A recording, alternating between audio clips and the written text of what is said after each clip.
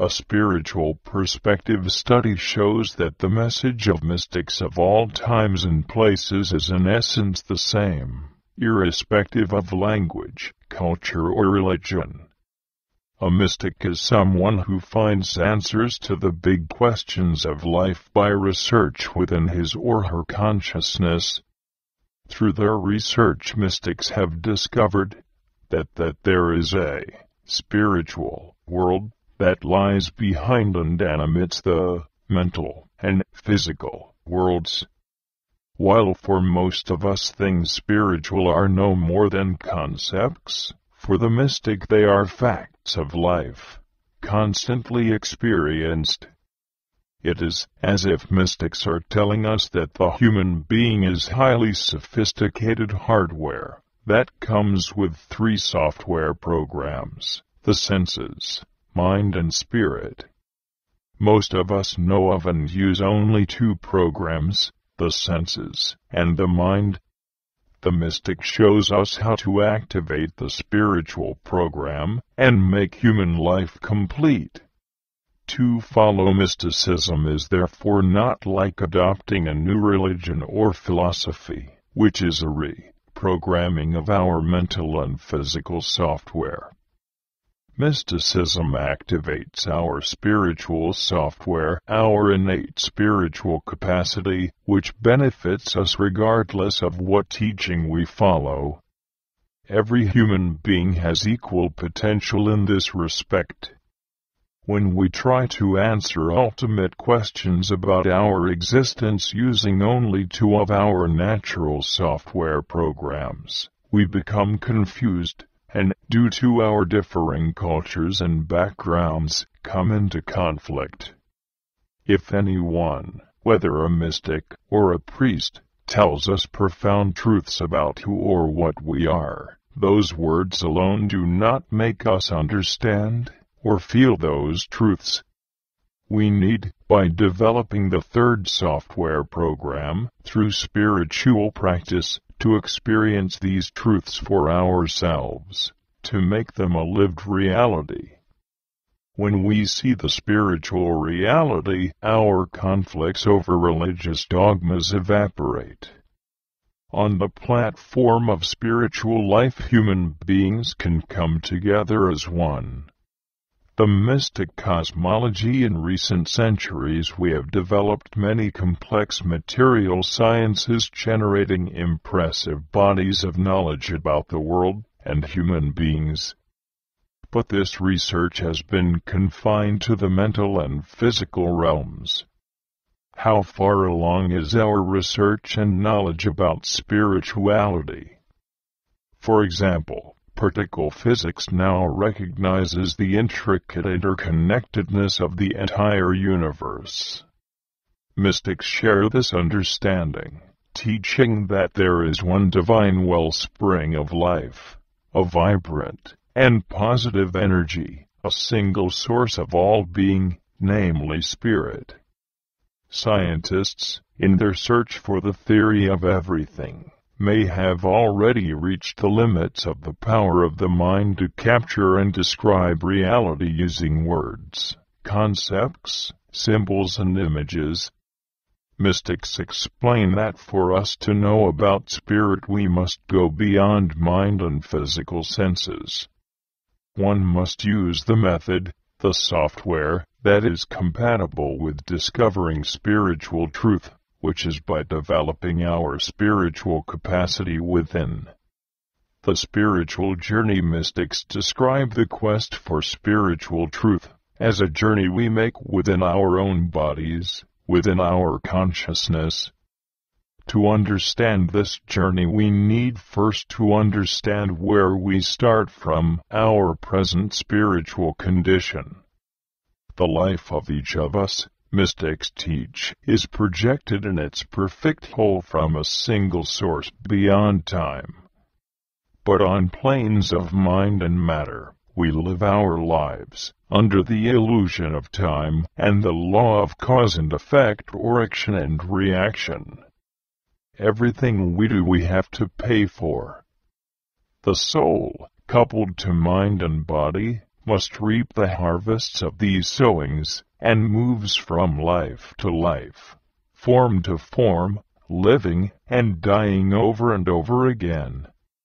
We are now caught in this cycle, called the wheel of life, the cycle of reincarnation, or the law of karma, which many of the world's peoples have long understood as a basic fact of life. Given this situation, how should we choose to act? Mystics urge us to wake up, ask ourselves what it is that makes us suffer, and where our real happiness lies, and then make the appropriate choices. They advise us to turn our consciousness away from the pain-filled material life of ceaseless change, the spinning rim of the wheel of life, and toward the stability of life's unmoving center. They explain that at the center of life is spirit, one and indivisible. Spirit is perfection, imperturbable, the origin of all. From the one emerges all diversity, all forms from the most subtle to the most gross, all activity and complexity, the entire creation. Spirit is love. Spirit is energy. Spirit is life. Mind, matter, and senses have no life of their own. They are the means by which spirit expresses and manages itself in material dimensions. Spirit comes from a source beyond mind and matter, and beyond the law of cause and effect. Soul, a drop of spirit that allows a being to be defined apart from the ocean of spirit, is the energy or power that sustains individualized life. When soul, the life force, leaves a body or living being, that body dies, disintegrates, and reverts to its original matter, dust to dust. If spirit leaves the creation disintegrates and reverts to an earlier, less formed reality. The mystic journey of enlightenment, then, is the expansion and deepening of consciousness from life's most transient material manifestations to the permanence of its spirit-filled heart. Making the journey for the practice of mysticism to be successful, a person works both on the inside and on the outside to create conditions favorable to the expansion of consciousness. On the outside, he or she minimizes the binding force of cause and effect through compassionate and mindful living, a vegetarian diet, no intoxicating or mind-altering substances, and a code of conduct that shapes positive and spiritually supportive relations with others. On the inside, time is given daily to the practice of meditation to reorient the mind innards. Meditation techniques engage the dominant faculties of speech, sight, and hearing to focus the attention and shift it away from the senses and towards the spirit, and from this arises a state of concentration, heightened awareness, and perfect stillness. When concentration becomes perfect, dedication absolute, and yearning so intense it can no longer be supported, consciousness passes naturally into another dimension. Wisdom literature from all traditions describes this experience as blissful beyond imagination, filled with the experience of spirit, as captivating sound and radiant light. Look to the writings of any mystic to learn about this ecstatic state of being. Meditation is thus the path leading to the depths, breadths, and heights of spiritual experience. Meditation enables contact with spirit, the one continuum that holds creation together, the thread of life on which creation's pearls are strung. Spirit has been referred to in the writings of religions by many names: Logos, Word, Nam, Shaped, Holy Spirit, Tao, Kalima, Akashbani, and many other names. Once contacted consciously within, this spirit draws our consciousness, our soul, upward through ever more subtle realms to the luminous tranquility of ultimate reality.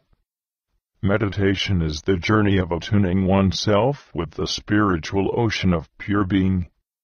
Only as human beings can we make this journey. Only a human being has the ability to direct consciousness to its advantage. To meditate is to install the complete human software to awaken the spiritual capacity. Through this practice we embark on the path, the middle way, of balanced living, that takes us to our ultimate destination. Mystics down through the ages have left teachings that make us aware, inform us about this path. But living mystics, if we can find them, perform a still more fundamental role. Because they have walked the path themselves, they can guide us personally along the way, just as they were themselves guided by their own teacher.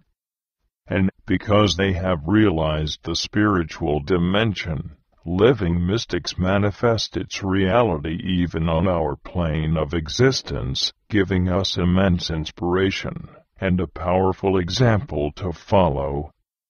Mystics explain to us that it is part of the natural order, that true masters are always living on earth to guide spiritual seekers.